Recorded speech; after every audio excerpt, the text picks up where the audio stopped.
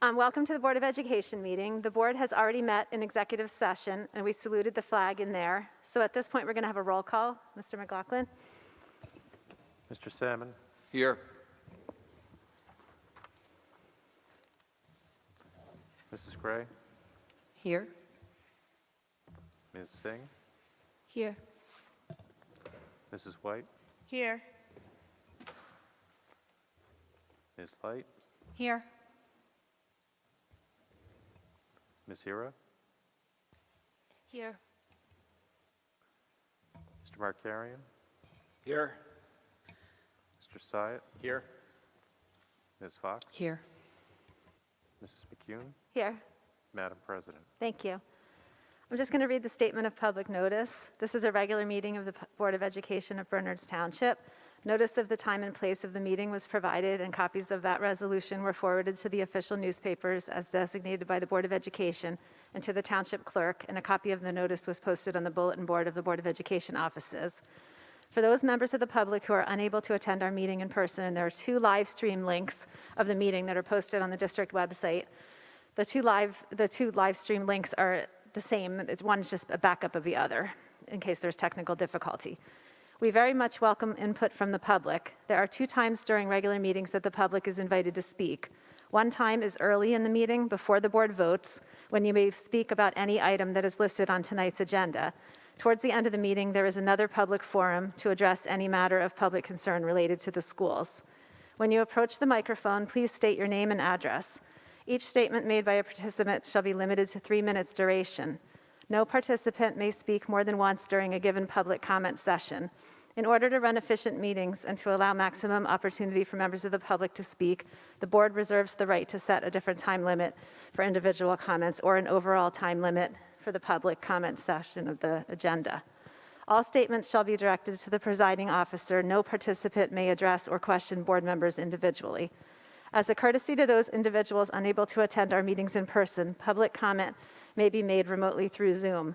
Interested individuals shall navigate to the district webpage, www.bernardsboe.com, and select Board of Education, followed by public comment to review the specific instructions, or click on the link that's listed here in the agenda. Public comments made in person will be processed first, and then comments on Zoom. No public comments will be accepted before 7 p.m. or after the last item board forum of the agenda begins. Please understand that public comment portions of our agendas are not structured as question and answer sessions, but rather they are offered as opportunities to share your thoughts with the board. The board and administration will respond to public comments to the extent possible. Any board responses to public comments will generally be addressed during board forum or during committee reports. However, all comments are considered and will be investigated and addressed as appropriate. Please be courteous and mindful of the rights of others when speaking. Comments may not be abusive, obscene, threatening, or irrelevant. Please understand that students and employees have specific legal and privacy protections. The board is not permitted to respond in public to comments about students and employees. Please also understand that the board will not be responsible for the content of comments made by members of the public. Members of the public are cautioned that they are speaking at their own risk, and any personally directed statements they make may subject them to legal liability to the affected individual.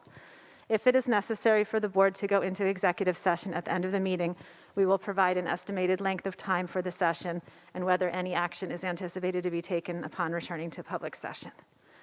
Okay. Now we're up to the student representative, Gordon. Thank you. So as Ridge returns from what is really a truly wonderful 10-day spring break, the student body is refreshed and ready to push through the last few weeks of the school year. With AP tests and final projects just around the corner, students of all grade levels are preparing to celebrate this year's learning and, of course, their creativity. The Ridge Cancer Support Club and Feminism Club are running donation drives to support cancer patients and women in developing nations, respectively. In times like these, it is incredibly heartwarming to hear that Ridge students are looking out not just for their immediate friends and family, but also to anyone in need whom oftentimes they have never met before and probably never will meet. Ridge fully supports these efforts, and the student body will continue to help in any way possible. The Ridge Student Government is happy to report that the outreach initiative on April 13th was extremely successful. Over the course of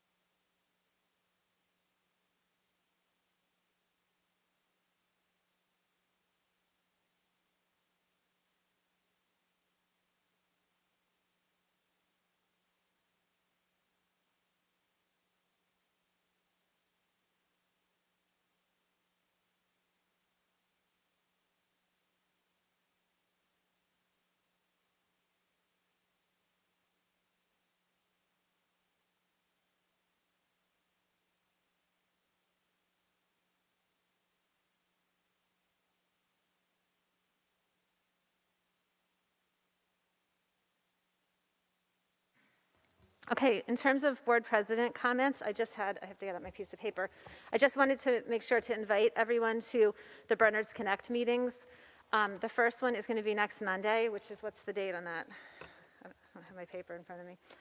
The 2nd, May 2nd, in the Ridge High School cafeteria. It's going to be on communication and collaboration, and the goal is to have conversations with different people. We're hoping that students come, we're hoping that staff members come, and we're hoping that community members come, and that we can have conversations about how we can collaborate and work together. We have some, I guess, there were some action items that came out of the strategic plan in that area, and some of them have actually gotten done even during COVID, and other ones still, may need some work, and we may come up with new ideas. So we really encourage everyone to come and participate in that. And then, I guess 2 weeks after that is the second date, is going to be on technology and instruction, and that one should also be super fascinating. And anyone who was here last time and heard the teachers talking about technology in the classroom, I'm sure, is interested to hear and have more conversation about that. So at this point, we're going to go down for the board presentation on the Big Sibling Program. So we're going to go sit down.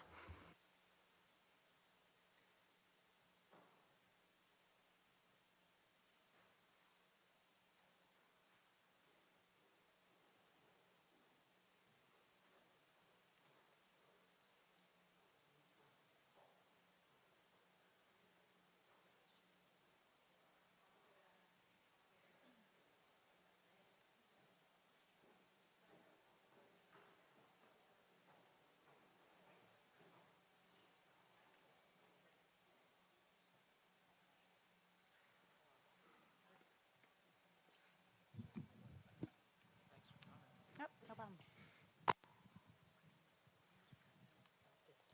Oh, okay.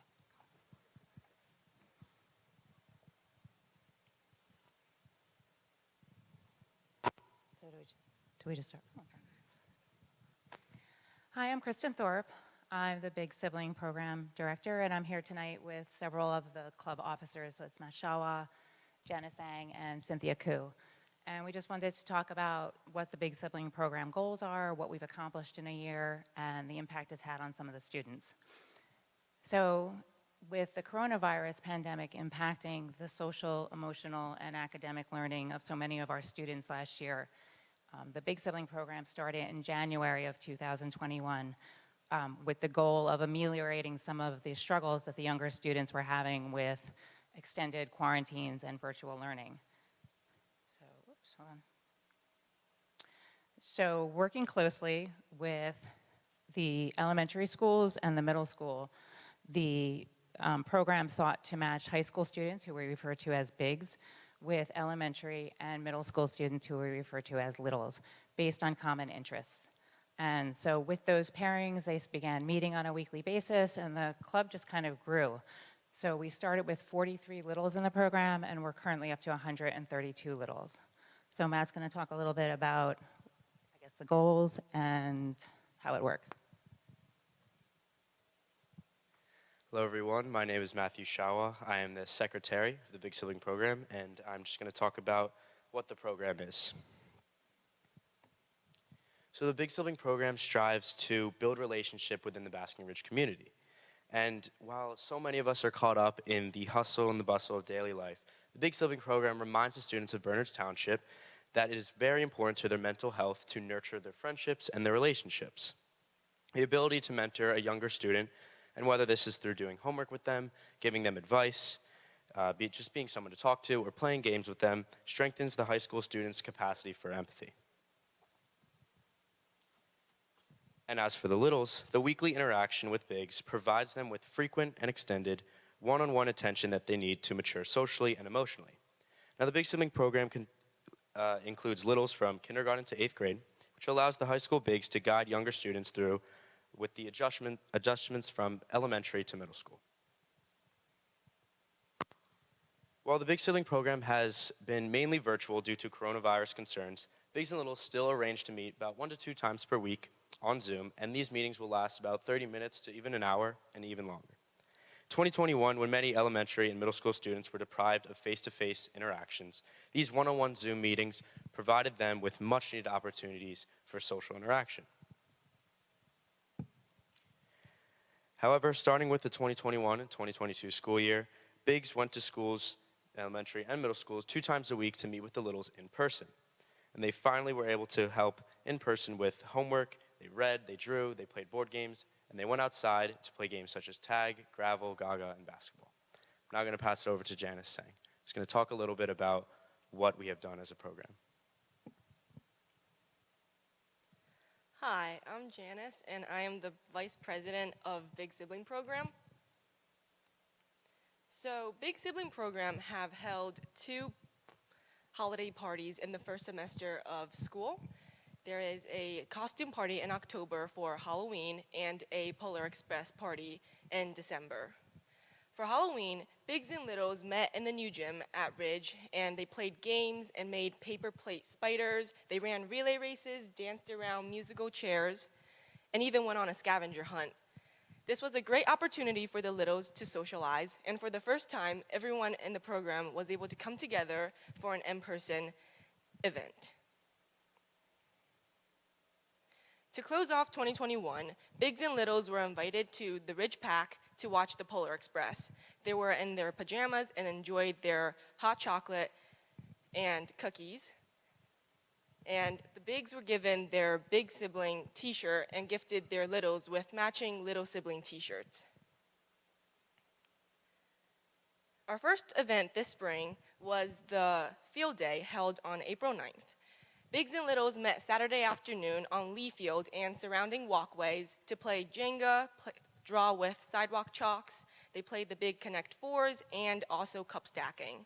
They also competed in relay races and potato sack races, as well as tossing bean bags and water balloons. They also played with kickball, and there were snacks for them to enjoy, and there was also music. I was the DJ. And it was just an overall very fun time. We also have an end-of-the-year party planned for June 10th on a Friday, and that will be a great opportunity for the senior Bigs to introduce their Littles to their new Bigs. And I'll pass it on to Dr. Thorpe for the networking. Got it. So we're looking for a way to really recognize the students for all their hard work, because so many of the mentors have gone above and beyond what we expected of them. And we came up with Mentor of the Month. So these guys were selected partially by me witnessing how they interacted with their littles at some of the in-person events, some emails I received from the littles' parents, and in some cases they were nominated by their peers. So Janice is going to talk about the impact that the program has had on both the littles and the bigs.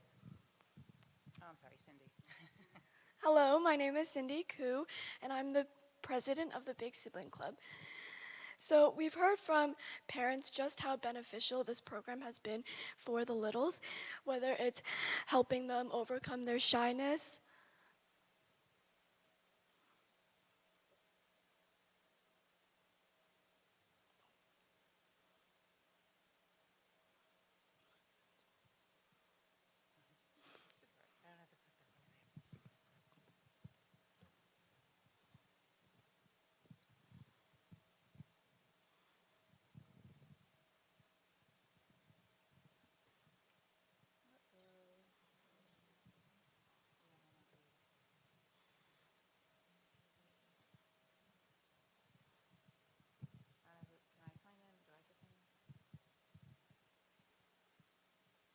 I don't know whose computer this is. I don't want to like him. This is probably where the audio is. Do I have to sign it? I don't want to, again, not. Is this like a universal computer?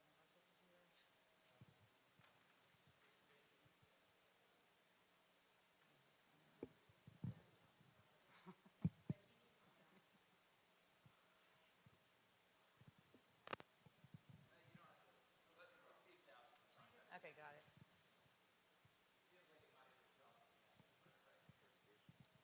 We're signed out. I won't let us go to college job. I don't know how to work job yet.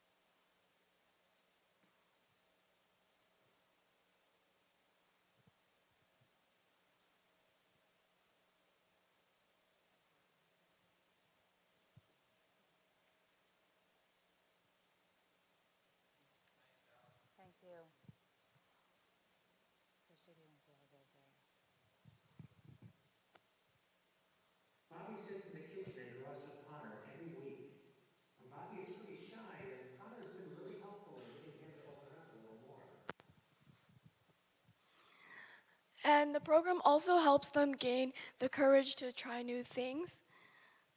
Because Josh is a drama club, Charlie gained the courage to join the high school play, Matilda, and one of the roles offered to the elementary school students, and he loves it. It's wonderful to see him gain the courage to try new things. And it helps them improve academically because of newfound confidence. I'm so glad you all will be able to continue to work with Brayden this year as well. He has helped Brayden so much, both academically and socially. The littles have truly enjoyed working with their bigs. The high school mentors have also talked about how they've grown through their participation in this program.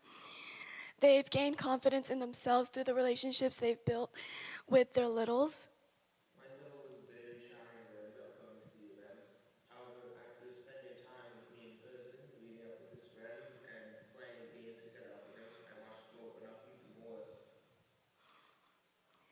They've regained excitement for simple everyday activities that come with looking at things from a child's perspective. I do arts and crafts with my little. We draw and then show our drawings to each other on Zoom. We also watch craft tutorials on YouTube and follow them and show each other the final product. Most recently, I did a scavenger hunt where my little and I chose random objects to find within our surroundings and show them to each other on Zoom. And they've learned how important it is to take a break from the busy schedules and just enjoy being in the present. I realized months ago that he was not someone who was struggling academically. He just wanted someone friendly to hang out with. It seems like such a minor thing to do, but you really get to see the difference you can have by just being there for your little. And now Janice is going to talk about how you can join this program. So to sign your child up, parents, please fill out the first form. And for mentors to volunteer, please fill out the second form. The link is up there. And once you guys fill it out, Dr. Thorpe will match the littles with high school students with common interest. And before they reach out, mentors will be put through training, and the officers and Dr. Thorpe will help the bigs with questions if it comes up, and will reach out to parents to make sure that meetings are running smoothly. Thank you. Are there any questions or?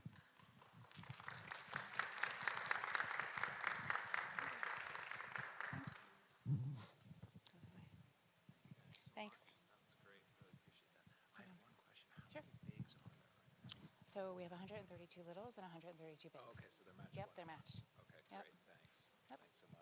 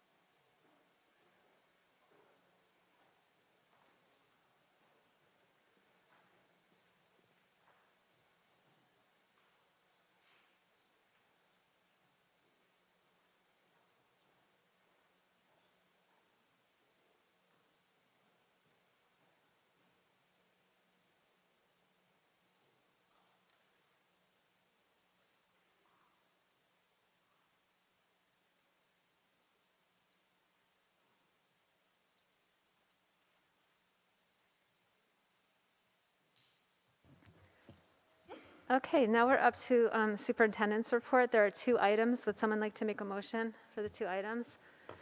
Mrs. White and Mrs. Gray. Nick, did you have anything before we vote?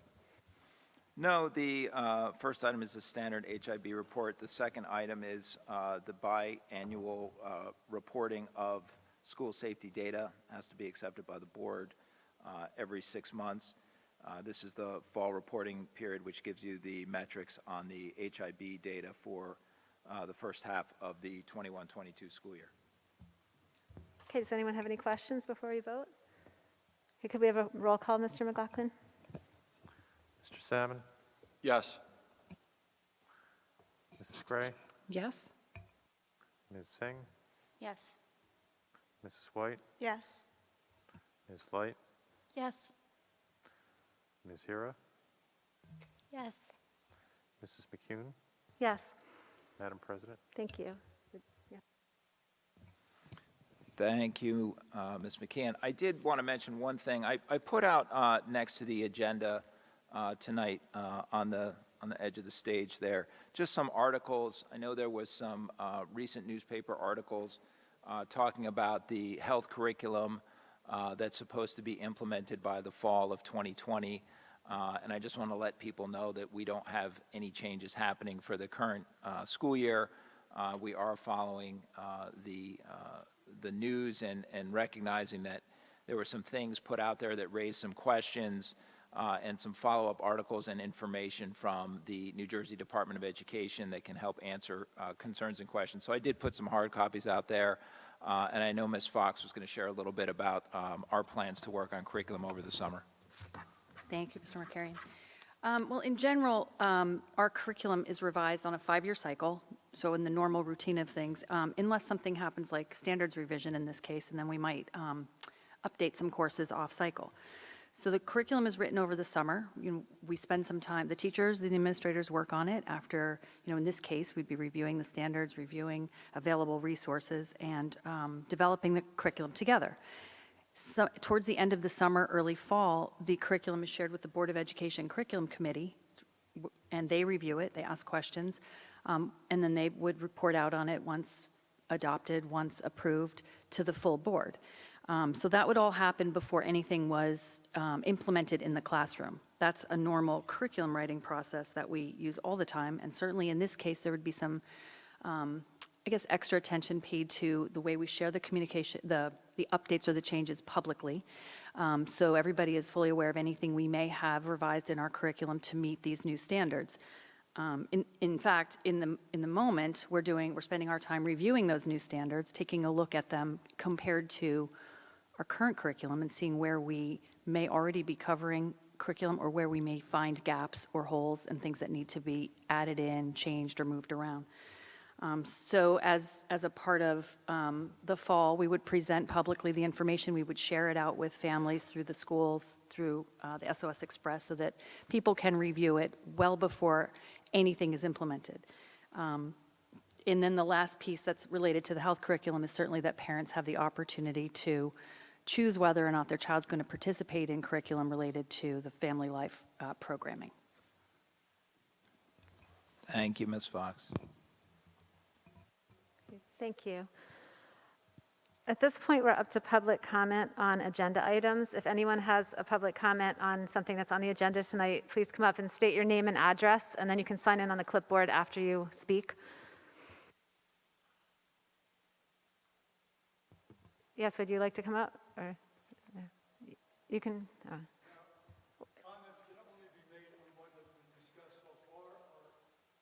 This is on agenda items, so this would be something that's either listed on the agenda or that was discussed so far. So it could be either something that's already been discussed, the presentation we just had, or something that was just reported, or something that's listed on the agenda for action tonight.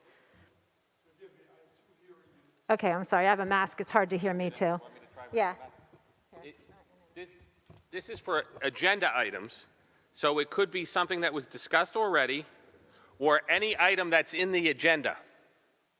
But if it's something that's not on the agenda or wasn't discussed already, then there's a second comment period later where you could talk about that. Yes. I didn't see it on anything that I've read so far, so I presume, because I want to address the whole sex ed curriculum process. That's something that was already spoken about, so you can come up now and do that. At the microphone over here, you can come to this microphone. Okay. No, he gave it to you. Keep it. Thank you, gracious ladies and gentlemen. I'm the father of 6, grandfather of... Excuse me, sir, you just have to state your name first and your address. Yes, Francis Hubert, 228 Arrowwood Way in the Cedars. Let me start again. Father of 6, grandfather of 14, 5 of which have been in the school systems. One has graduated from college, another one is about to graduate from college, from K through the end, and another one just started at the University of New Hampshire. One other from another family, one of my other daughters, moved out of the area, and so there's been 5 that have been here. One still is in the high school. What I want to address tonight is, you guys are all familiar with what has happened in Westfield and all of the conflict that developed because it was a great uprising of parents against what they were undoubtedly blinded to in regard to the curriculum and what was being shared with their kids without any of their foreknowledge. I've got to hold on to my cane, that's better. And so the backlash has been considerable. Recently, one of the statistics that have been stated in regard to public education in New Jersey, which I think was part of the prompting of Governor Murphy to begin to sort of like water down what this curriculum originally stated, and is attempting to modify his original statements based upon the public outcry, and it's been phenomenal. One stat says 40,000 parents, not just because of this issue, but because of the mask mandates in many of the school districts, have left public education, and it's increasingly so. And the number of people that have left the state of New Jersey, families because of education and what's going on within the curriculum, have bailed out, many going to Florida. I was just handed this before when I arrived, and it's the New Jersey Ed Department following Murphy's directive. I can speak pretty loud from here. I got to turn these pages. But what hit me,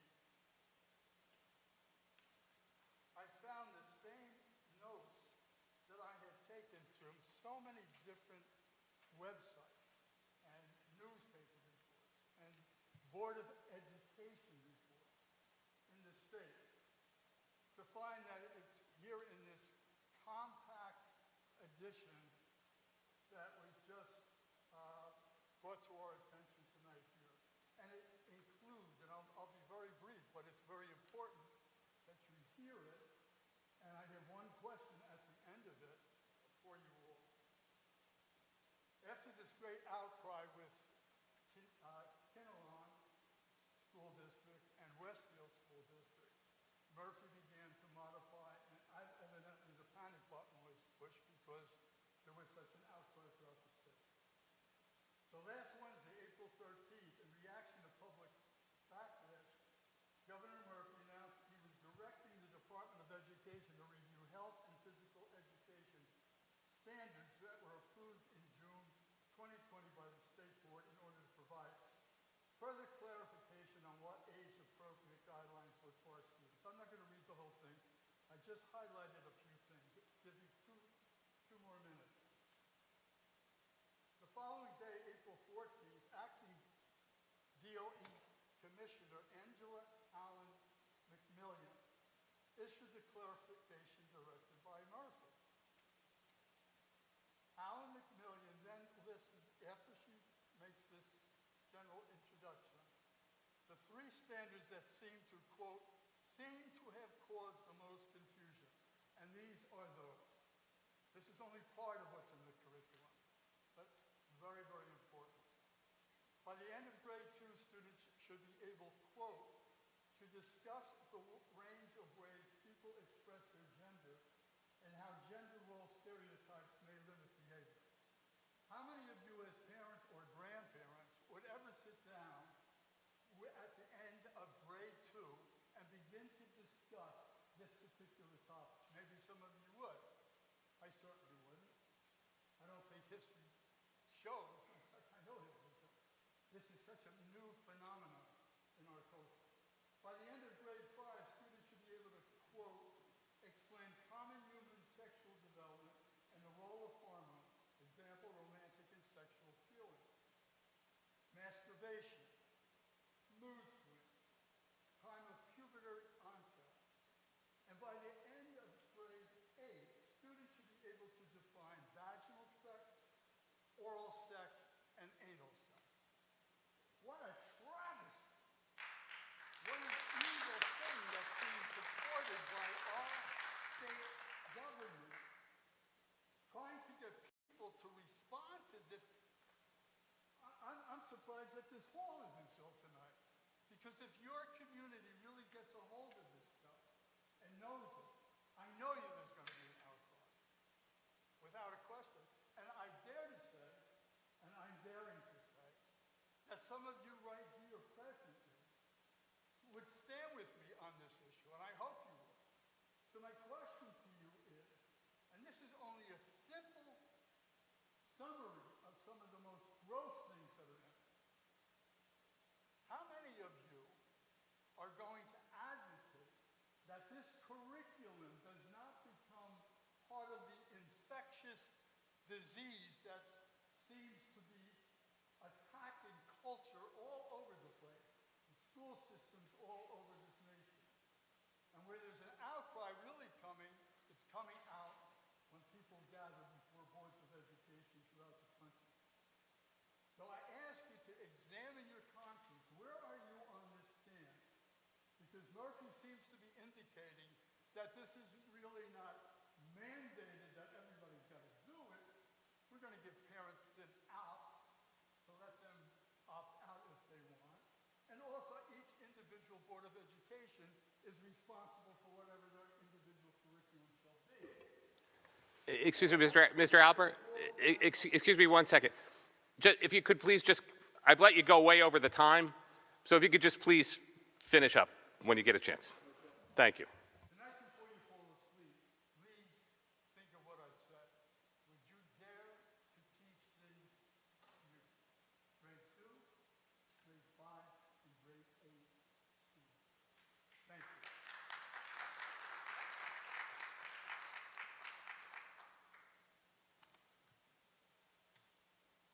Someone else is here.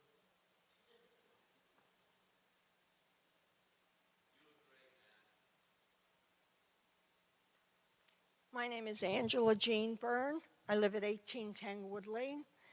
I'm against this type of curriculum. I make no bones about it. I have grandchildren. I have 12, 2 in this school district.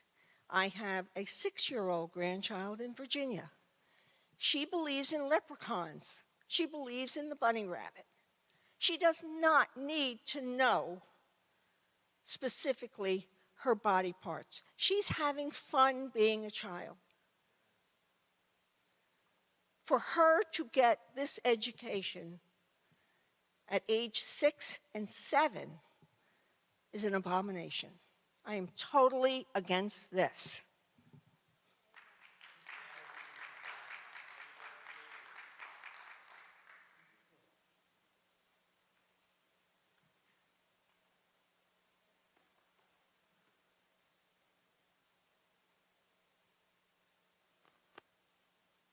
I'm a mother of 6 and grandmother of, Excuse me, ma'am, could you please state your name and address first, please? okay, Kathy Huber, 228 Arrowwood Way.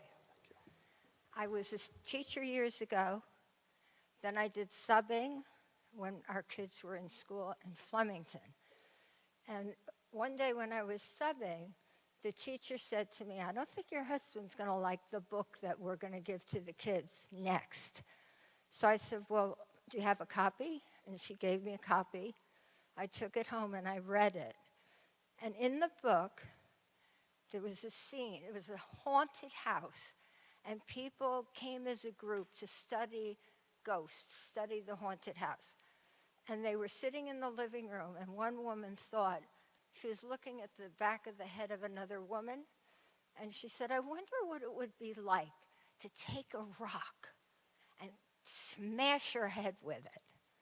And then there was a scene in the book where there was blood written on the wall, where the spirits were beckoning them to come. And one of the men got into his car and drove his car into a tree and killed himself. So they were going to read this in 7th grade. So I called the principal. He did nothing. We went to the Board of Education. We shared our concern. And I remember my husband saying, you know, maybe another kid could handle that. But what about the children who come from stressed environments and they're already stressed? And then this is being fed into their minds. And I was in the supermarket. I bumped into one of the teachers, and she said, you know, that book is no longer on the shelf. Presently in our culture, new neuroscience knows that there are neural pathways in our brain that contain the thoughts, the pattern of thoughts that we think. And the more we think those thoughts, the more densely bundled together those neural pathways come. If we're going to teach 6-year-olds, 5th graders, and 8th graders what anal sex is and what oral sex is into their minds, we are putting filth into the neural pathways of their mind. It's very hard to change. You have to work hard to change your thought process. And it's tampering with their minds. It's abusive. And it's evil. It is evil. So I'm asking the same question. Where do you stand? You have a moral responsibility to preserve the innocence of a child's mind and the right of the parent to teach morals, to bring them into a godly community that honors God, where there's objective truth. I don't feel like a girl one day and feel like a boy another day. That's not absolute truth. That's against the natural law. We don't change our gender because of how we feel. It's absurd. It's irrational. And more should be expected from a Board of Ed. That's all I have to say.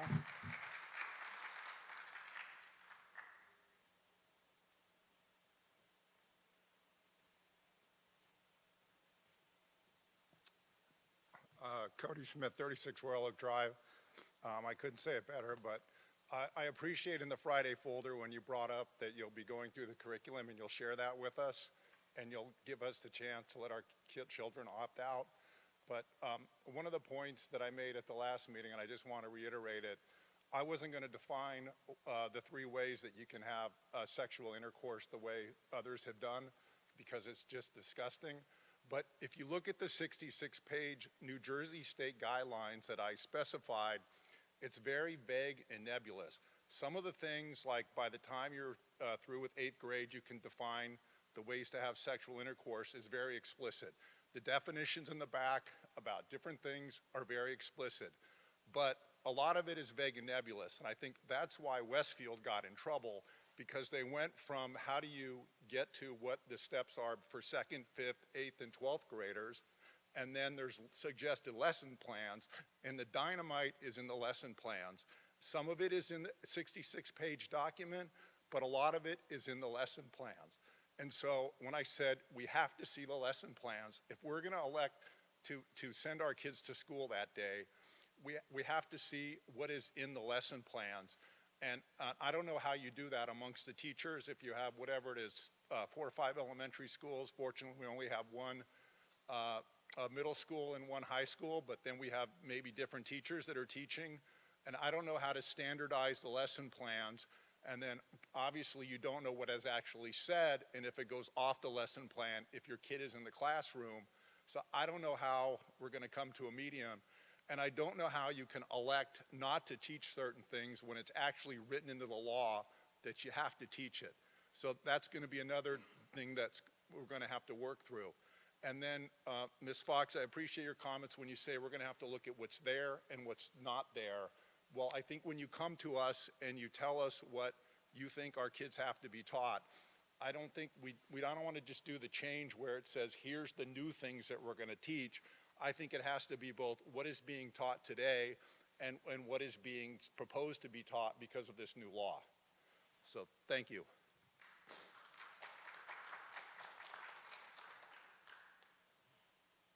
Just a reminder when people are coming down to sign in on the sheet down there after you speak. So if you didn't, you could come back up and sign it so we have a record of who was here. Good afternoon, or good evening. My name is Tammy Lane, and I'm a 38-year resident of Basking Ridge. My 3 children went through, and now I have 3 grandchildren. I live at 335 Lyons Road. I am a retired educator, school nurse. And so I come with a lot of years of background of dealing with children and with their issues. And I understand the dilemma that you all are in because kids do ask questions. And I believe that opting out is definitely the way to go to meet all the needs of the parents and our diverse community. I will tell you, I taught, and then my office got so busy there was no time, and we were supposed to teach menstruation. And we did do that in 5th grade. But I will tell you that it is the parents' job, because I would do it with 4th graders, and I had a young lady that I had to teach when she was in 1st grade because she was early and it was a medical condition. So these menstruation, things like that do need to be taught, but you teach at home as well. And whatever your curriculum is, make sure that your school nurses are involved in it so that they can tell you the actual perhaps experiences that they have had to help these children. And I would agree with some of the other grandparents here. When they're 5 and 6, and even in 2nd grade, I talked to a 2nd grade former colleague of mine, teaching for over 20 years. She said, number one, our day is so full, and the state keeps just adding one more thing for us to do. We don't have time for this. We don't have time. We haven't been educated in specifically teaching health education.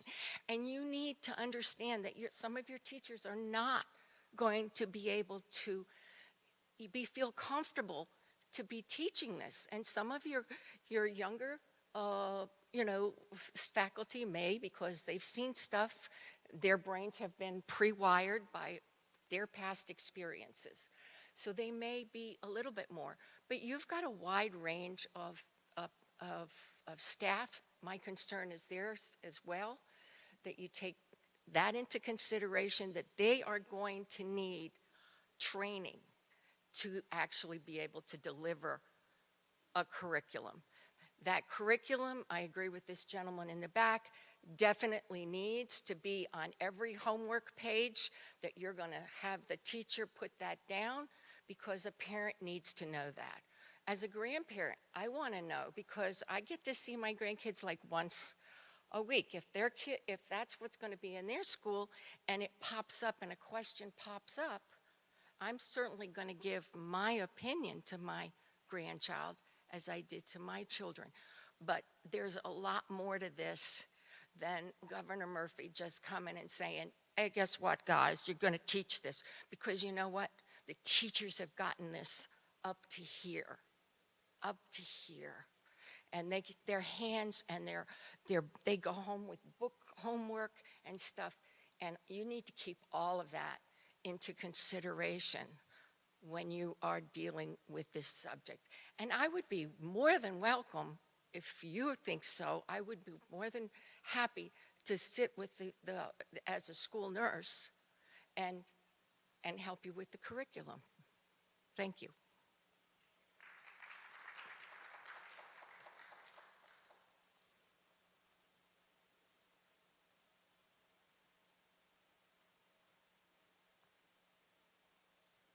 Sherry Nelson, 195 Smoke Rise Road. I think it was the last meeting that a mom got up and was asking about the health curriculum for her 5th grade child, and that she was having trouble. She was asking the teacher and then the principal, and I believe Mr. Markarian was going to help her get that information. My parents, not my parents, my kids are older, but they're not that much older. My youngest is in 10th grade. So 5 short years ago, when he was in 5th grade, it was handled completely differently. And I don't understand if there was an actual policy change or each building principal is doing something differently. But at Mount Prospect in 5th grade, they're going to have the big sex ed talk. A month in advance, Ms. Hosney emailed all the 5th grade parents and gave us a PDF. This is everything we're going to cover with your child. And the purpose of that was 2 things. It was really because you need to know if your child's emotionally ready for that. Maybe you have a talk with them in advance so they don't ask an embarrassing question and get bullied over it. There's a lot of reasons to communicate with parents about this.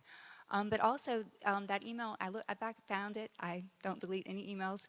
It explicitly stated the right to opt out and how to opt out. So I don't really understand why this parent's having this issue or what's changed in the last 5 years. I don't think it was that long ago. But it's really important to give the details because we're home with the kids. They're going to ask us questions. So sometimes you have that top level curriculum and maybe there's these standards, but the actual lesson plans for such a sensitive topic, it's really important to give that to the parents and give it to them ahead of time because some may be perfectly happy to have that taught to their child, whatever the discussion may be. But then they have the information to kind of back that up at home or prepare their child. I asked my now turning 16 on Wednesday child about all of this and if he remembered 5th grade. And I did have a talk with him ahead of time to get him ready. We got a book, and it was a much simpler sex ed talk back then. I said, how would you feel? Now he knows a lot of this stuff. So how would you feel in 2nd grade or 5th grade talking about these other topics? And he said there's no way he would have been ready for that at that age. He's 16 now. He's in the world, and there's not a lot you can do about it when they're that old. But I think that, maybe we're doing these focus groups and things. Maybe there should be conversations with some of the older students where appropriate of how, they would feel at a certain age and the best way to talk about these things. I mean, it's very awkward for them. So anyway, bottom line, we need the lesson plans to the parents. And I'm kind of thankful my kids are just older and I'm not going to have to deal with this myself. But I'm really glad the grandparents are coming out and some former teachers giving some really insightful information. Thank you, guys.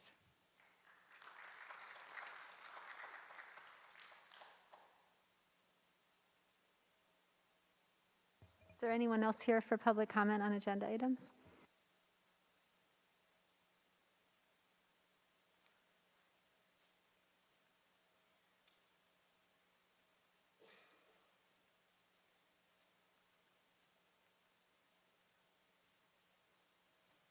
Hi, my name is Jean Rose, 41 Knollcroft in Basking Ridge. I'm new in town, new at a school board meeting. I caught some of this kind of thing on the news. I'm horrified at the prospect of these kinds of things being taught to the kids. I have one daughter in town. She's planning on sending them to the public schools. Right now, I'm going to advise her not to. And instead of, and here's my one small thing I want to say, instead of opting out, I think you should opt in and see what happens.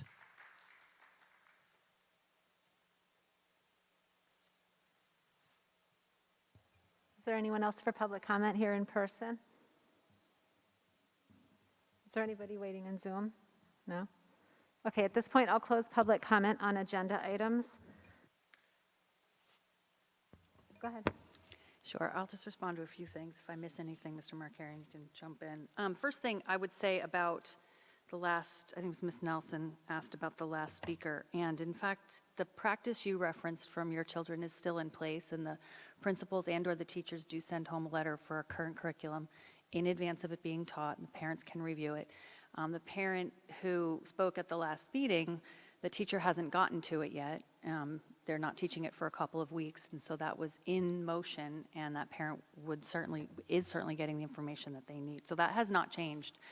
That procedure is in place, including information about the curriculum, including the PDF you referenced, and the information about opting out. So that is still in place for the current curriculum. So that hasn't changed. What's really being discussed is what we're going to do with regard to the new standards. And so a couple of things I would say is that as that article that we shared with you tonight mentions the districts are the ones charged with developing the curriculum according to community standards and what we as a district believe. And so that's the process I was trying to describe to you that we'll embark upon this summer. We won't be doing it until the summer, even though we're reading the standards, reviewing our curriculum, and we will share it with you publicly.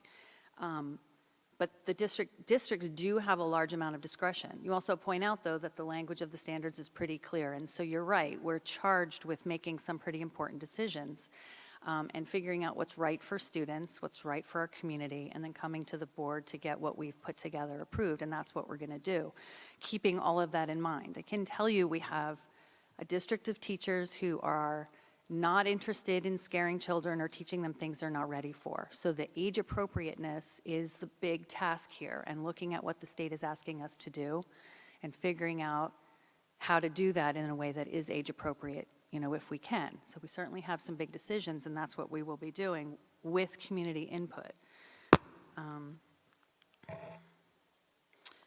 Somebody mentioned and asked for, I think, that the resources need to be made available to view, and they absolutely will be sent home for the students currently now and anything we implement in the future. I guess I would also add, and a few of you shared, stories of family life curriculum is not new. There are new pieces of these new standards, but some of what you shared and discussed is not new at all, and teachers have been teaching it for a long time in very sensitive ways where this has not been a problem for us before. So I don't expect it to be again, although I will acknowledge we have some, some tough work to do and to take on so that we, do what we're charged with doing, but we do it in the right way that's best for kids.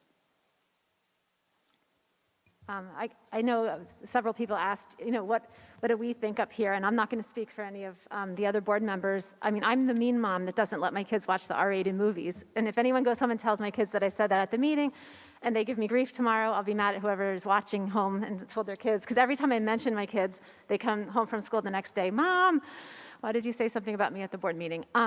So, I grew up in Basking Ridge, and when I went to William Ann, we had sex education at the middle school, and I had friends whose parents opted them out. And what we learned was pretty, I guess, similar to a lot of what people mentioned tonight. And so people, at the time, I remember it was a big thing. A lot of parents were upset. A lot of people opted out. I know back when my older kids were in the district and they had the Weller Institute presentation in 5th grade, parents would go and watch the presentation in the auditorium before deciding to let their kids go to it, and people opted out then too. So, I mean, there's always been the option to opt out, and there's always been parents that didn't want their kids to learn what the state, had in the standards at whatever given age. My only other comment, as far as the really little kids, the 2nd grade stuff, when someone mentioned gender, and what it means to me, I guess because I've taught classes in college about gender, you could interpret that a lot of different ways. You could talk to kids about how girls are good at math and girls can be good at sports and things like that. You could interpret that standard a lot of ways. So when I look at it, there is a lot of flexibility in how the district addresses some of the stuff in the standards. And like Kristen said, some of it's a little tricky because it's more specific. But I think most of us up here, would want to take a lot of caution. And I think that's part of why we've been watching what's going on around the state and seeing what's happening with other districts who, I don't know why they were promoting different, lesson plans that were made out there or why they were talking about them. But I don't think we ever had any intentions of taking any lesson plans that were created out there and just sticking them into our curriculum. So I don't know if anyone else wants to say anything.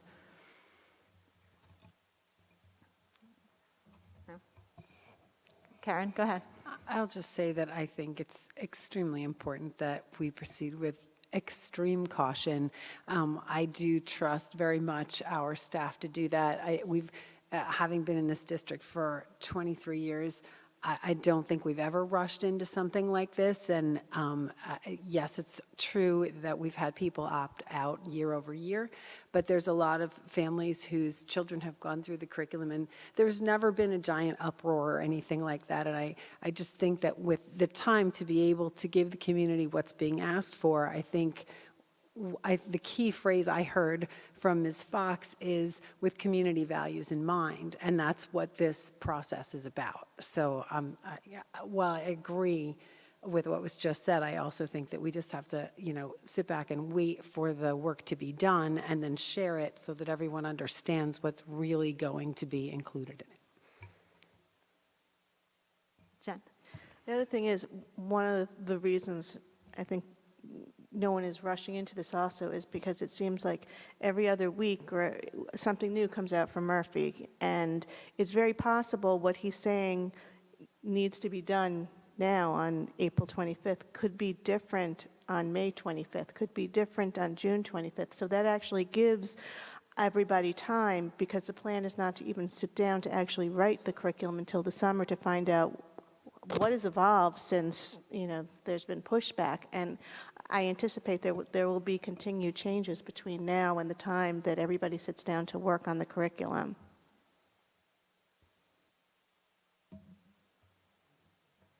Okay, so now we're going to move along with the agenda.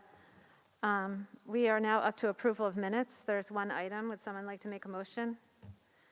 Ms. Light and Mr. Salmon. Could we have a roll call, please, Mr. McLaughlin? Mr. Salmon, Yes. Mrs. Gray, Yes? Ms. Singh, Yes. Mrs. White, Yes. Ms. Light, Yes. Ms. Hira, Yes. Mrs. McCune, Yes. Madam President. Thank you. We're up to the Finance Committee. There are 13 items. Would someone like to make a motion for them? Ms. Singh and Mrs. White. Was there a finance report? There is. The Finance Committee met on April 14th. The first item on the agenda was the ever-popular Ridge High School restrooms. Mr. McLaughlin shared with the committee that months ago he had been routinely spot checking the restrooms in the wake of the social media challenges that were the impetus of this problem. Things had quieted down. The issue is on the increase again. Mr. McLaughlin spoke with Mr. Larkin? No. Thank you. Okay. Who explained that from week to week there have been repairs done, but these issues continue. They've discussed the vandalism. Dr. Lazovic indicated that this past fall, they were using monitors outside the doors of the restrooms, which helped resolve the issue temporarily. He will continue to work with Hank Warner to implement a system with a hopefully more permanent solution to this vandalism issue. The second item was the Oak Street School roof project update. Mr. Perrin has been actively working with Tony Katana to review the plans for the roof project. Pravco is the contractor hired to do this work. Both men have already met with Pravco. The first step was to identify anything that would be needed quickly so that they would be ready to begin the work as soon as school ends, because timing is of the utmost importance here. The first order of business was to select the shingle color upon recommendation of the architect and the Assistant Director of Facilities. Pewter was the color selected. The existing aesthetic of the building will be maintained while still addressing the necessary repairs to the roofing, gutters, trim, and fascia. During the time of this project, Oak Street School will not be open to the public or the staff, so there will be no access to the playground areas behind the school either. The third item is the Wims Oval update. Halcyon was contracted to do the work to repair the oval beginning last Monday. The straightaway on the far side of the loop from the building was the focus of the work. 2 inches of the surface was to be milled away and repaved from the beginning of one curve to the beginning of the other curve. Mr. Markarian told me this morning that this work was completed and inspected. The next item was update on the work orders. Mr. McLaughlin spoke with Bill Larkin yesterday to get this was last week, sorry, to get an update on the communication between Mr. Cooney and himself. His focus has been to get the AME projects done because we are moving quickly into the cooling season when we'll need the air conditioning. To provide some backup to continue the forward progress, Mr. McLaughlin suggested that Mr. Larkin ask Mr. Perrin to meet with Aramark on those weeks that Mr. Larkin may have a scheduling conflict. In the past 2 months, the open work order count has dropped almost 30% as the outstanding orders are being processed. This is a positive sign that efforts are being made to get the work done. A manageable number of active work orders in this district would be somewhere around 150 to 200 work orders. The next update was the girls' varsity softball field. The drainage swale stone requisition has been received and was ordered, and the delivery was expected in the next couple of weeks. For the grading project at the field, Mr. Larkin has contacted a surveyor to provide grades, cut and fill calculations, and a regrading plan. He's also indicated that the surveyor will work with the township engineer to develop the necessary plans and obtain permits for this project. The committee briefly discussed the possibility of looking at busing waivers and potentially expanding the program that we have right now. The agenda items, I have that right here, sorry. Items 1 to 3 are standing items. Item 4 is professional development for staff. Item 5 is the approval of field trip destination. Item 6 is the disposal of equipment. Item 7 is a student evaluation. Item 8 is an out-of-district placement. Items 9 through 12 are student services, and item 13 is the contract with Effective School Solutions. Does anyone have any questions? Okay, could we have a roll call, please?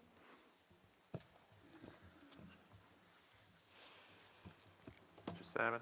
Yes. Mrs. Gray? Yes. Ms. Singh? Yes. Mrs. White? Yes. Ms. Light? Yes.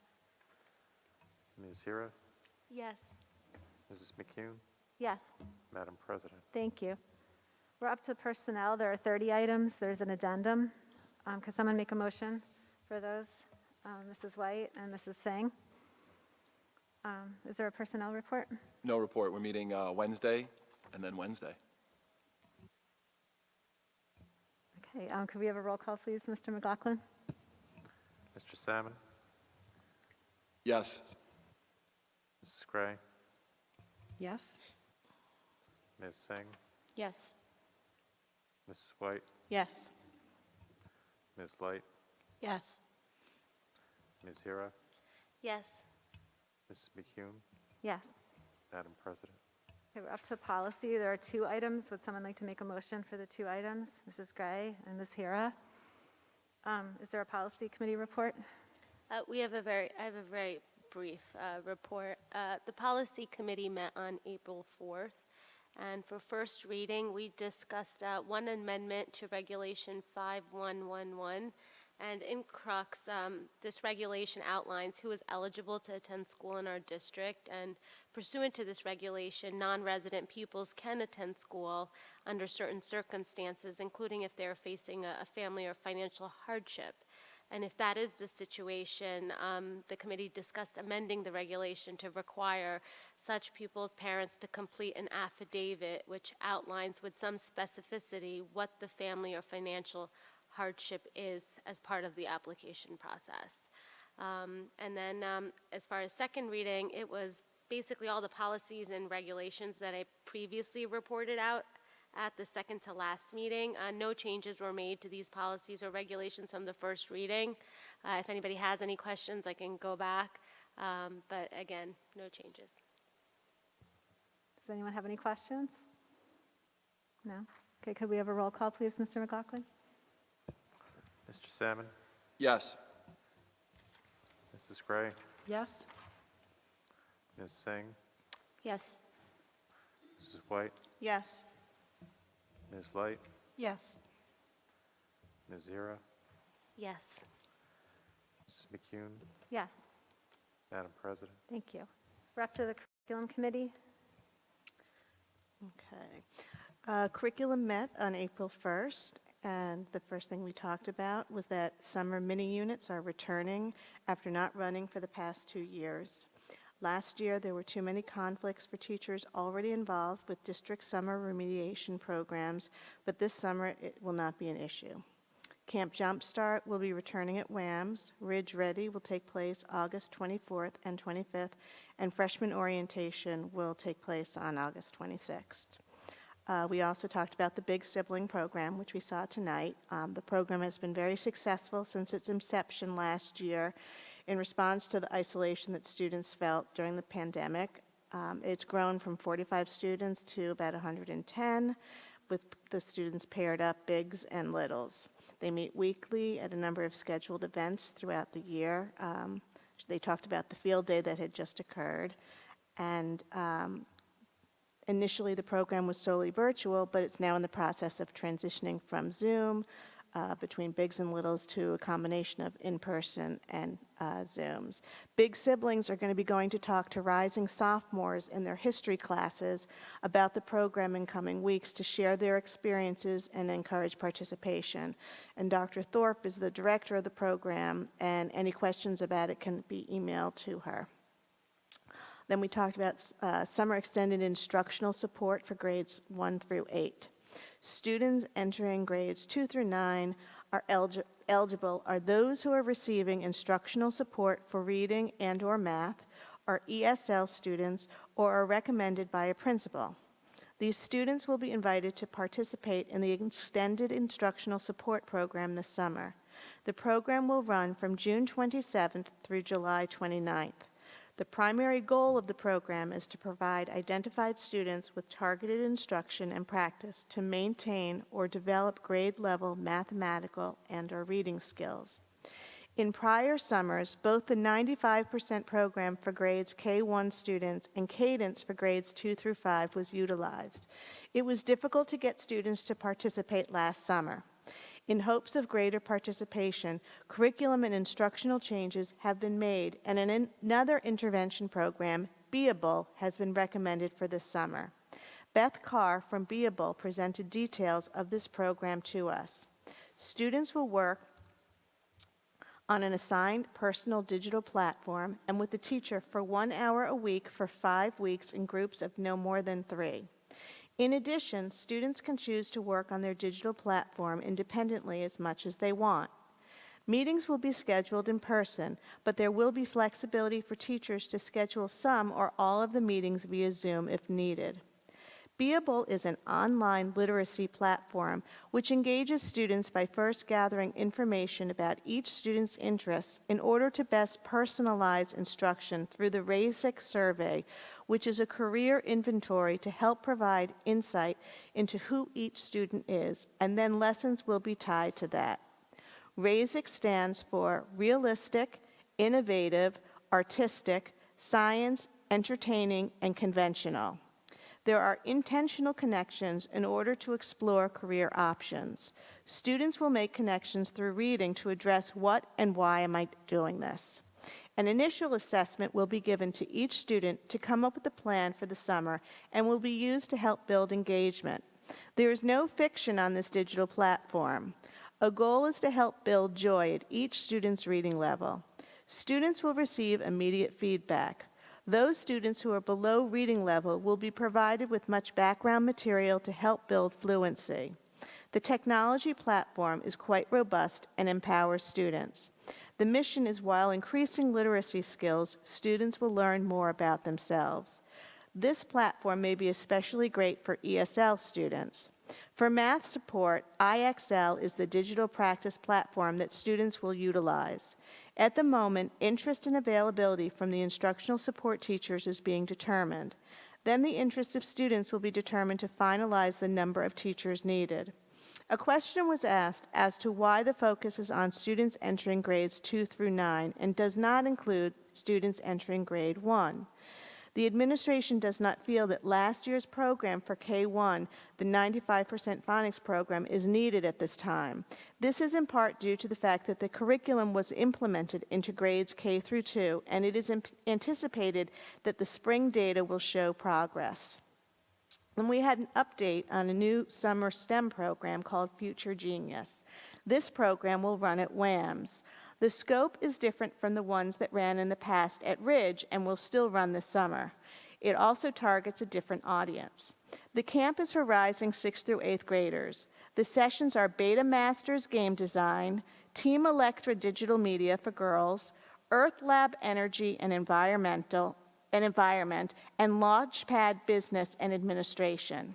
The camp hits an entire spectrum and is not just about offering academics, but rather engagement. Our teachers will be trained to teach at the camp. The training will take place virtually, and there is a lot of teacher interest. The sessions will typically be kept to 15 to 20 students. Once registration takes place, we'll have a better idea of how many sections of each will run. A quick quest update was given. Previously, there were 2 questions that still needed answers, and they've been confirmed. One, for 5th grade, students are able to retake the following tests in the fall: the CTP-5 and the PCA, Profiles and Creativity. Students may use whichever is the higher score, spring or fall. And 2, for the MAP test, after meeting a minimum score on both the reading and math assessment, the highest of 2 scores will be used for the academic ability component of the quest rubric. Then we were given an update on the annual March Madness that takes place at Ridge. During opportunity periods, 17 students consistently came to explore books under consideration for summer reading. Many sophomores and juniors were involved in the decision process. As of now, it's been narrowed down to 8 book titles, 4 fiction and 4 nonfiction. The fiction titles are Six of Crows by Lee Bardugo, Lovely War by Julie Berry, Last Night at the Telegraph Club by Melinda Lowe, and The Chemist by Stephanie Meyer. The nonfiction are Let Them Lead by John Bacon, You're Not Listening by Kate Murphy, Persepolis by Mary Jane Satrapi, and Beautiful Country by Xian Julie Wang. And the titles will soon be reduced to 2 fiction and 2 nonfiction. And then lastly, the district technology plan, we were given an update. A number of the staff and administration have been working on a technology plan for the past 2 years. This has already happened. A presentation is scheduled for April 11th to share those plans and review where we were in the past with technology and where they would like to see us move forward. The vision for both teachers and parents was shared with us. For teachers, fluid access to technology and training in order to create authentic, engaging, and meaningful instruction. And for parents, developing an understanding of the educational benefits of technological platforms and enhancing their ability to provide academic support at home. And the presentation is available on the Board of Ed website for those who are unable to attend. And I believe our next meeting is May 6th. Thank you. Does anyone have any questions for Mrs. White? No? Okay, wellness, I don't think we have a report tonight. When did wellness? Tomorrow. Thursday. Thursday, We're okay. meeting on It's meeting on Thursday, okay. What about liaison committee reports? Does anybody have any? You do? Okay. Last week we met with the PEC and the administration, and we had a really productive meeting. And one of the things that came up, there was a question about the lunch and learns. And since there are 2 coming up, I just wanted to clarify. Some of the lunch and learns will say registration, and the reason that they are asking you to register for them is because they like to find out what the age range of the parents' students are so that they can plan accordingly for that. And other topics are broader, and it doesn't matter what grade level your children are in. So the next Lunch and Learn is May 3rd, and this one does require you to register, and it's on reading comprehension strategies, and Lisa Vitale will be presenting, and it's from 12 to 1. And then May 11th, there will be one on summer activities that Allison Reed, Lisa Vitale, and Stephanie Orr are presenting it. And for that one, you don't have to register in advance. Thank you. Nobody else? Karen, you have one? I just want to quickly share the Municipal Alliance 32nd Annual Twilight Challenge is coming up on June 5th. There's the standard 5K, and then there's a 1-mile health walk, and then there's a lollipop loop. activities start, you can pre-register and come in advance, come at, just before race time, or you can come early and register on site. It's $20 if you register before April 30th. It's $25 between May 1st and June 3rd, and then if you decide that you want to participate on site that day, it's $30. They're also looking for volunteers if anyone is interested in helping out. There's a variety of opportunities. Thank you. Anyone else? No. Okay, we're up to public comment on non-agenda items. If you have a comment, please state your name and address, and then you can sign in on the clipboard afterwards.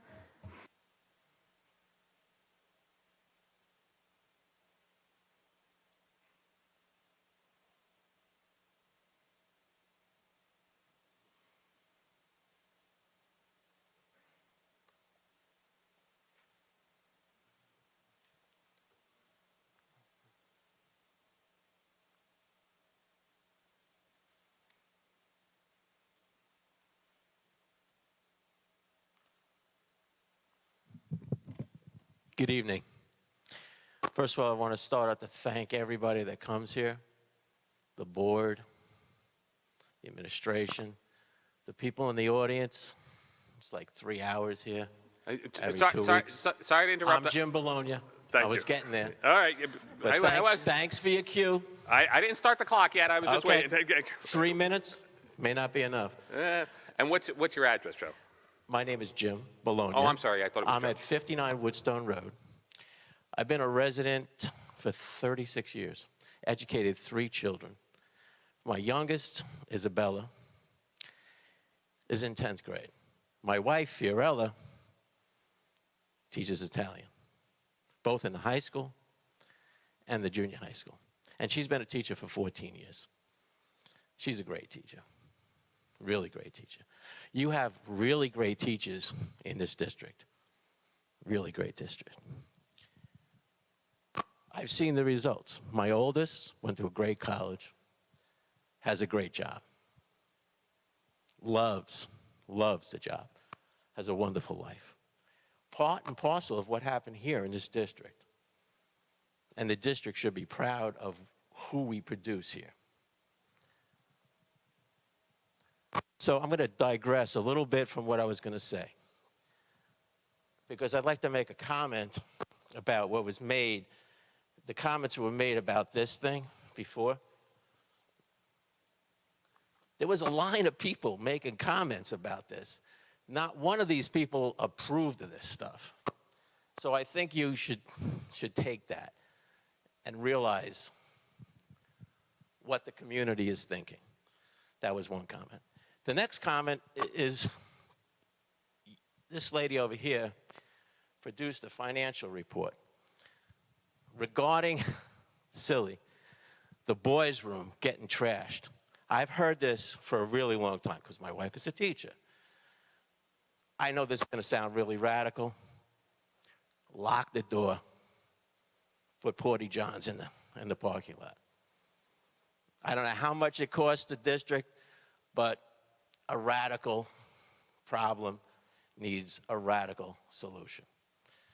The kids will monitor this themselves because they'll be in the parking lot.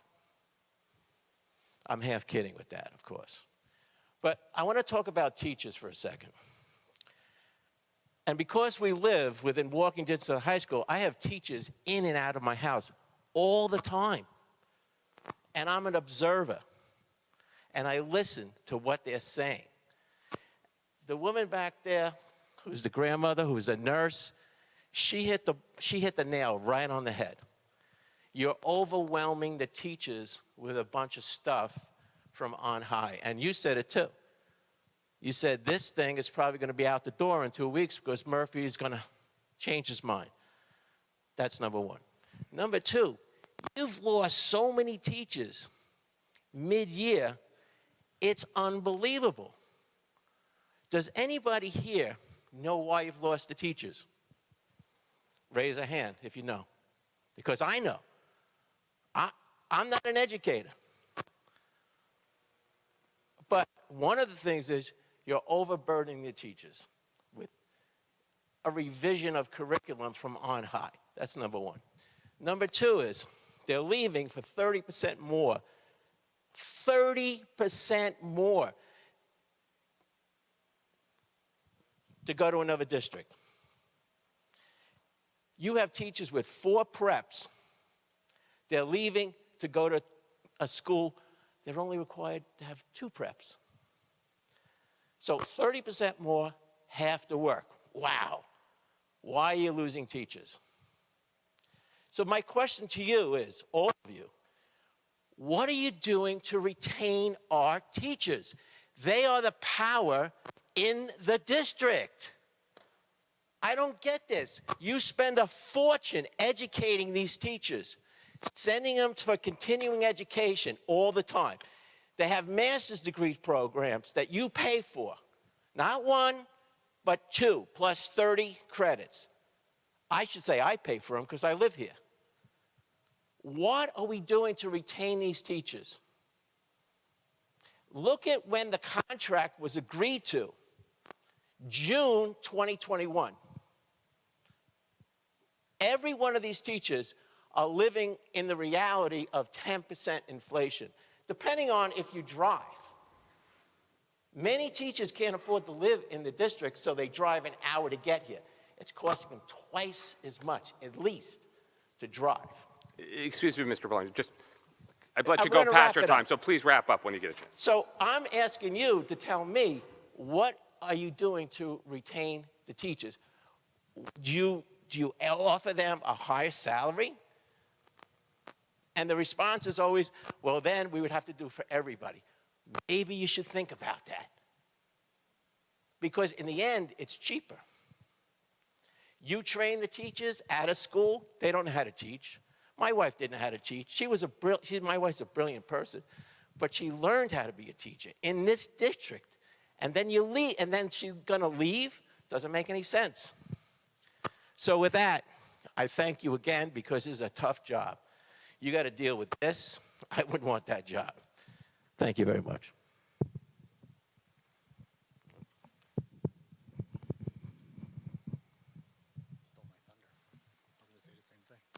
Hi, guys. Larry Rascio, 234 Liberty Corner Road. He kind of stole my thunder, but I do want to follow up with him because this is the point that I wanted to make. Berners Township teachers ranked 219th in the state at a salary of roughly $71,000, about $1,000 above the state median, whereas our administrative salaries, which continue to diverge dramatically with our teachers' pay, continues. So my question to you is, and I like to use benchmarks in my business, a place like Milburn, same amount of teachers, same budget, same tax levy, less money from the state, have a median salary $20,000 more than our teachers. So I think one of you said at a past meeting, our job is to protect the teachers. I'd argue that the teachers union's job is to do that, not yours, but let's pretend that's true. What are you doing to protect the teachers and retaining talent? Here's my question.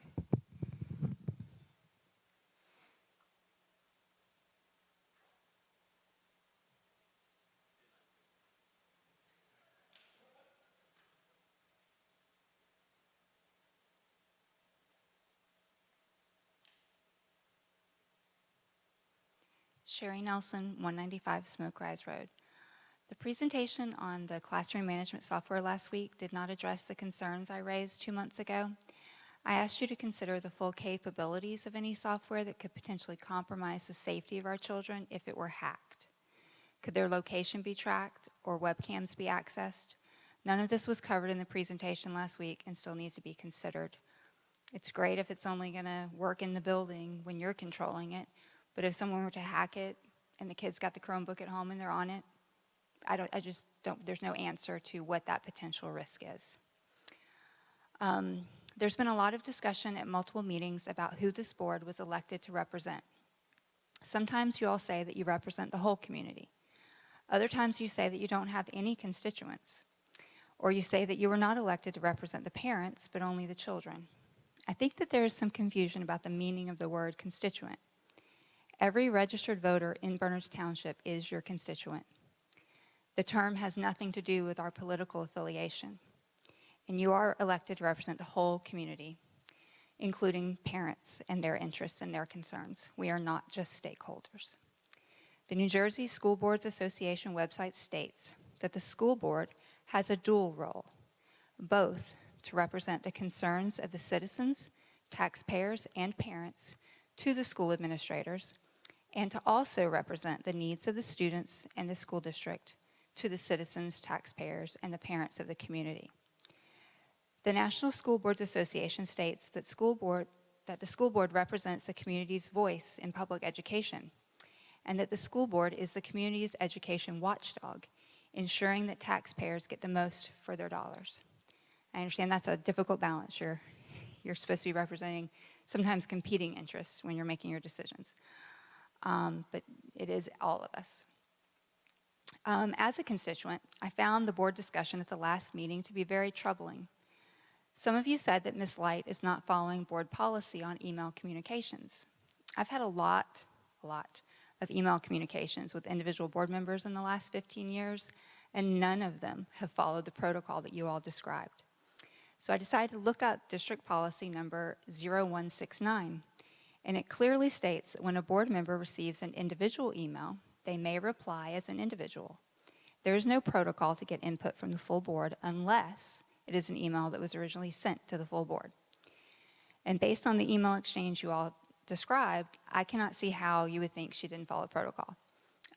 It was an awkward thing to watch. We are not privy to that whole back email exchange, so there may be more information, but from what just someone listening in on it, it didn't make sense what the complaint was. And the other complaint was about Ms. Light asking too many questions or not asking them the right way. So I found district policy number 0142 that states that no elected board member shall be prohibited from making an inquiry for information on behalf of a constituent. You always tell us that your role is not to administer the schools, but to ensure that they are well run. How can you ensure that schools are well run if board members are not allowed to ask questions of administrators or even sometimes their fellow board members in the middle of a meeting? There was discussion about how it has to be like a screened question or something. It's the first time I've ever heard that, and that was concerning. Your constituents expect you to ask questions to ensure that you fully understand all information before voting on any agenda items. From what I was hearing, it sounds like Ms. Light is doing her due diligence so she can fully understand all information prior to voting, and that's honestly what we expect all of you to do.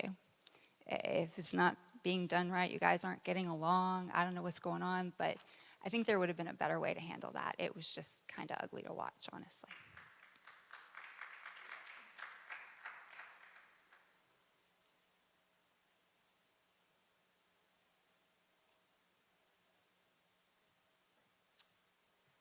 Cody Smith, 36 Royal Oak Drive. The philosophical differences between certain board members were on full display during the board governance discussion at the last meeting. Looking back to the October 26, 2021 Bernards Township committee meeting, Ms. McCune selected the public comment portion of that meeting as a forum to share her alleged personal views regarding the upcoming school board election. That evening, she criticized the two Republicans running for the school board for aligning with an extremely divisive platform that has caused alarm in our community, citing Hillsdale College as an ultra-conservative organization with an extreme political agenda. At many of the board meetings this year, references have been made to the difficulties of the last few years and how the COVID pandemic has brought out the worst in the parents' conduct towards this board. I would suggest instead that parents around the country got a telescopic view into their children's education via virtual learning, and many didn't like what they saw. Parents lost trust are not accepting high-level feel-good answers and moving on. At the last meeting, Ms. Gray, you stated that the board members don't represent constituencies, but that board members represent the community and the children. However, parents have different views and beliefs and believe that certain board members better align with their perspective than other board members. That's why some candidates win elections and others lose. But when you state that you represent the children, it's misguided. That is because you represent the parents of the children and the taxpayers in the community. Parents are not vested stakeholders as you describe. Parents have the ultimate responsibility for raising and educating their children, and taxpayers deserve to have our schools district run as efficiently as possible. Ms. White, at the last meeting, you scolded us that we must trust the teachers, stating that we have to trust the people that our children are with during the day. Let me remind you that if we placed all of our trust in school administrators and teachers, your job would be redundant. Fortunately, we have an elected school board that is supposed to provide an oversight role to parents and taxpayers in the community. It's a check and balance in the system. Each board member serves a vital role by being objective and asking probing questions of school administrators and its teachers. In closing, no one in their right mind believes the 10-minute board governance discussion was over a couple of trivial emails. Ms. McCune took the time to prepare a handout that served to launch a coordinated attack on Ms. Light. This type of behavior is destructive and unbecoming of an elected board. The public is entitled to a board that asks a lot of questions and is transparent in its decision-making process. Switching topics, I've just started my research on U2 Consulting and its Chief Empowerment Officer. That will be the topic for another evening. But for tonight, I'd like to know, what due diligence did the board do before engaging this consultant? Will the public be able to see the draft surveys to be sent to parents, students, teachers in the community before they are officially sent? Will there be an agenda item including public comment at a future board meeting to discuss the draft surveys? And finally, will US2's full report, if completed, be made available to the public without redaction? Thank you.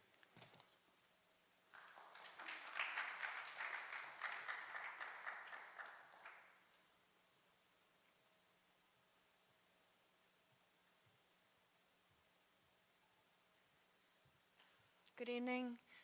Jennifer Dorward, 22 Cherry Lane. I wanted to address some of the things that were said here tonight, but not as an agenda item, but as pertaining to the item that I raised last time, which was referenced. What was described as far as the policy for parents to get details about the health curriculum, that policy sounds great. And I'm glad that it works in some cases, but in this case it did not. That's not anything like what I've experienced. I made a request on March 30th because I looked at the curriculum website and noticed that some of the units that I was interested in, according to the calendar, were scheduled to be taught. So I asked a question about the HIV and blood unit. It's been a month. I've gotten a lot of conflicting information from the principal, the teacher, folks on this board. And only today did I get a PDF of 9 pages describing what is going to be taught from the Great Body Shop perspective. From my perspective, it's extremely high level. It does not address the questions that I have. What's on the curriculum website does not get into the level of detail that is referenced in the state curriculum. And so I'm very confused. The other thing that I've heard, that I learned today, is that 2 of the units in question, Danger Ahead, The Truth About Drugs, and About Blood and HIV, aren't going to be taught now. When I heard from the teacher originally, she said that she didn't think she'd get to it. She didn't think she'd have time to get to that unit. Then I heard from the principal that there was a meeting with all the 5th grade teachers on, at least I was told about this on April 14th, where they would decide for sure which units would be covered. So today I hear they won't be covered. And even, it's in the curriculum. I requested the information about these units, and I'm told no, because they're not going to be covered, I'm not going to get it. That seems inappropriate. If it's not something that's going to be taught, why is it in the curriculum? Parents might want to know for next year, their 4th graders, what their 5th graders might be taught in school. That might be useful information. The other thing is I heard tonight that this information is provided well within time for parents to respond. The teacher told me these units were going to be taught starting mid-April. It's the end of April. Now I'm hearing we'll get it before. Today I got in an email, we'll get this information about a week before. I don't think a week is enough time. especially because the PDF I was given today, which now I understand I can't get the PDF because the Great Body Shop Publishing doesn't allow that. So now I have to wait. I didn't even get information on 2 of the 4 units I asked for information on. I got 1. Now I understand I can't even get that PDF. So from my perspective, I don't think parents have an opportunity to understand what's in the curriculum. We need to be able to know the details. I was told that lesson plans can't be shared because it doesn't take into consideration unsupervised internet access that kids have had over the past 2 years during the pandemic. And they might have learned things that might come up in the classroom that then the teacher has to address. Who defines the curriculum? Who defines what's talked about in the classroom? Is it based on what kids learn on the internet? Because where does that end? Finally, I have a few questions that I sort of assume probably can't be addressed tonight, but I would be interested in the following. How does this curriculum address the state standards? Because what's in this PDF that I got for growing up doesn't address anything like determined behaviors that place one at risk for HIV, AIDS, STDs, HPV, or unintended pregnancy in 5th grade. Predict the possible physical, social, and emotional impacts of adolescent decisions regarding sexual behavior. Pregnancy and parenting. I don't see anything here that addresses that. So where is that addressed? It's ignored? It's not done at all? Excuse me, ma'am, I know you said you're finishing up, so we've let you go over the time, so please do finish up when you get a chance. Yes, I will. So finally, my final questions are, because these are not on the curriculum website, what learning activities will be used to promote these learning units? What other resources, including websites or books, will be referenced in teaching these units?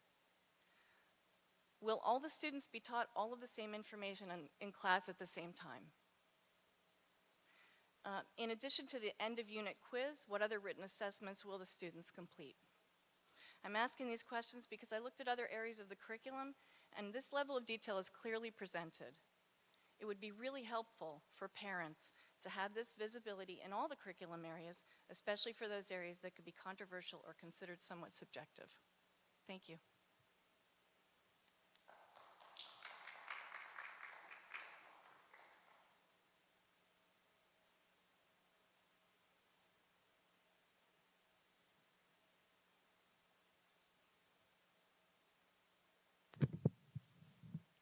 Hi, Victoria Costa, 15 Hilltop Road, Basking Ridge.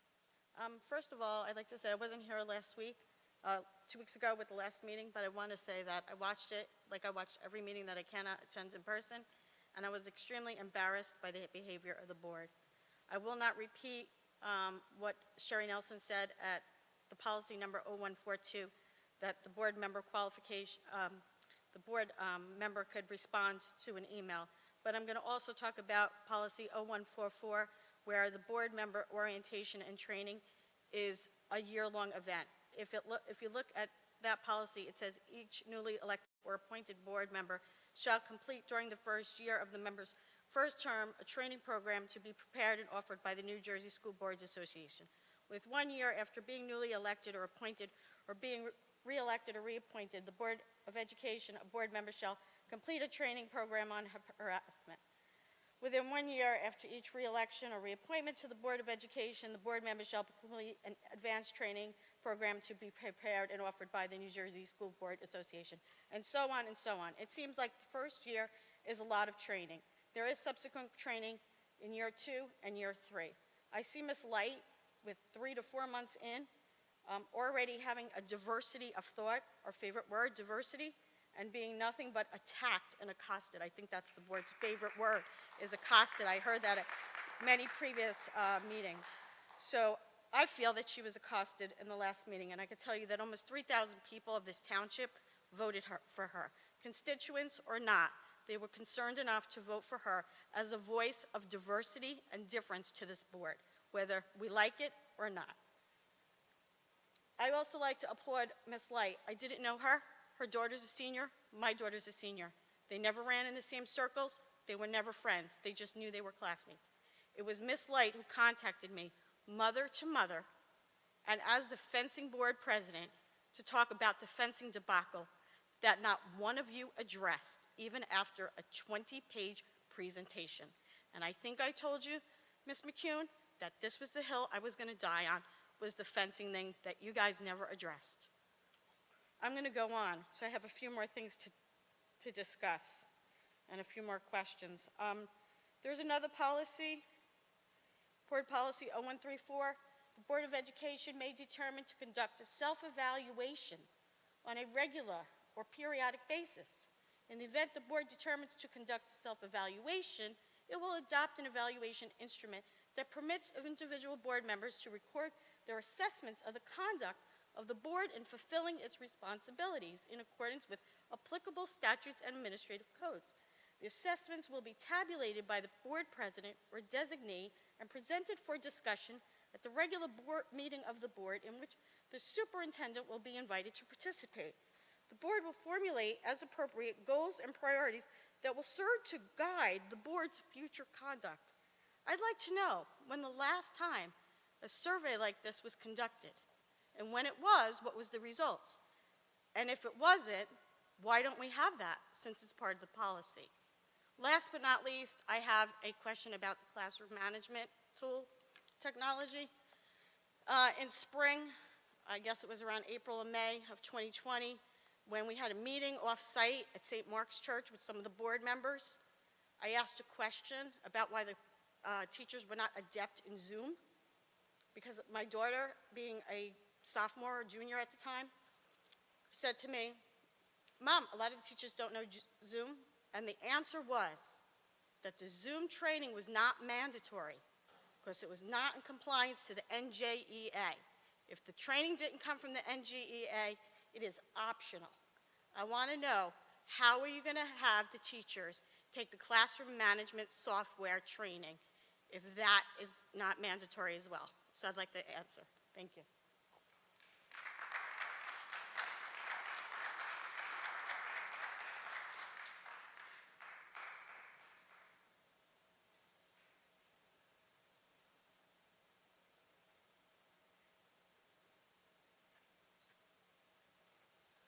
Hello, Eric Cuda, Thackeray Drive.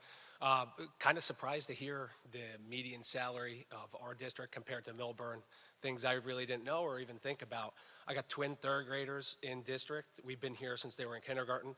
I have to say, probably basing it even on my own experience, they've had probably the best teachers I've ever experienced. So I've been extremely fortunate. They've been extremely fortunate. So it scares me to hear and see on the agenda items week after week people either retiring or leaving. Everybody has their reason for whatever they're doing. But I guess great questions. What are we doing to retain teachers? Because they're right. No matter what business you're in, it's so much more expensive to hire and train a new employee than it is just to retain an employee. And personal opinion, and I'll just put this out there, things like this diversity, equity, and inclusion survey, that 50 grand, I'd rather see you split that out between all of the teaching staff, all the staff. The Go Guardian and all this other technology stuff, I get it. It's a nice to have. It's going to help the teachers. But I'd rather see good teachers with less resources and get compensated for the work they do. Because these teachers that I've experienced, I've seen, even I could say all the administrators at Cedar Hill are amazing. So please, whatever you guys can do to help them with their salary and support them, please, please do.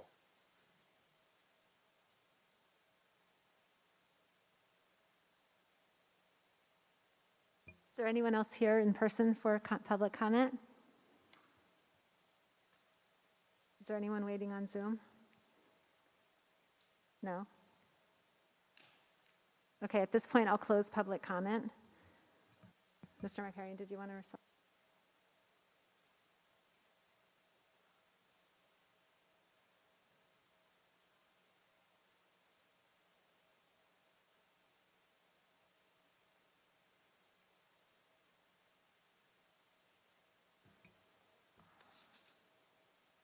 So we had a couple of people point out tonight the challenges of being a teacher in the modern era. And I just wanted to thank the people that recognize the challenge that confronts our teachers on a daily basis, because they are never ending and the edicts from on high are never ending. So thank you for recognizing that. A couple people did that. And also some folks recognized what a great staff we have. So thank you for that, because I couldn't agree more.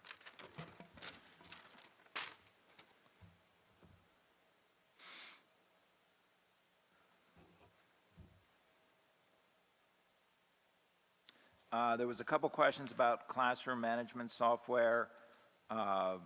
One was related to activating software outside of the school through some type of a hacking process. I can talk to our director of IT about that. I know we're trying to at least attempt on a small scale some pilot work during the school day here at school, but again, anybody that gets involved in that, we will be communicating directly with families about it before we do it.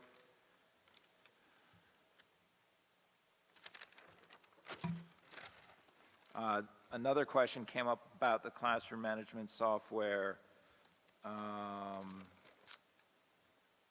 and training for staff. There are different mechanisms in the contract with the teachers by which we have opportunities to do training with the staff at large. If we want everyone to get training in a certain area, it's not reliant on the NJEA. So I'm not sure exactly what the context was with that, but certainly we can make the time to do that if we are implementing a new software, or we want to do corporate training with a large group of individuals. We can make that happen.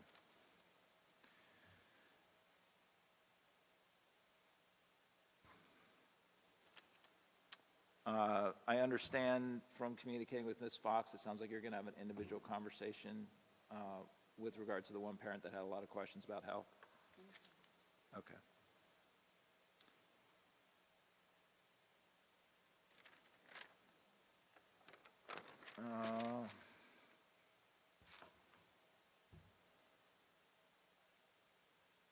I think that was it for me.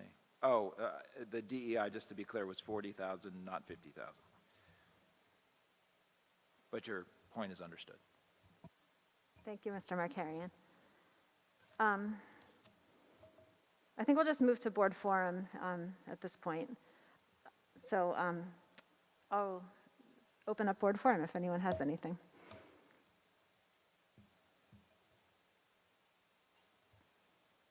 I just want to thank all the members of the community that came out tonight. I think all the unique perspectives that you gave us with the curriculum and everything else was very, very helpful and gave me a new perspective. So thank you and keep coming back. Anyone else? Mr. Salmon? I thought that the presentation on the Big Little program was fantastic. I mean, going from, what they say, they started with like 20-something, and now they have 143 kids.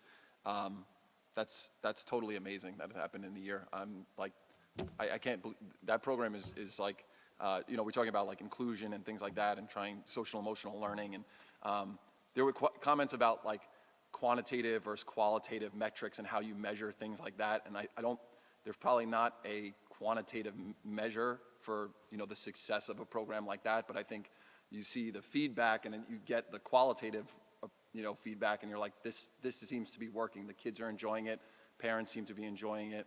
It's growing, you know, tremendously. So those sorts of things, I think, you know, social emotional learning, mental health are tough to gauge from a quantitative standpoint, but you get good qualitative feedback like that. So I'm glad they made the presentation, because it's a great program that the district's running. So I really appreciate it, the administration and kids that are doing it.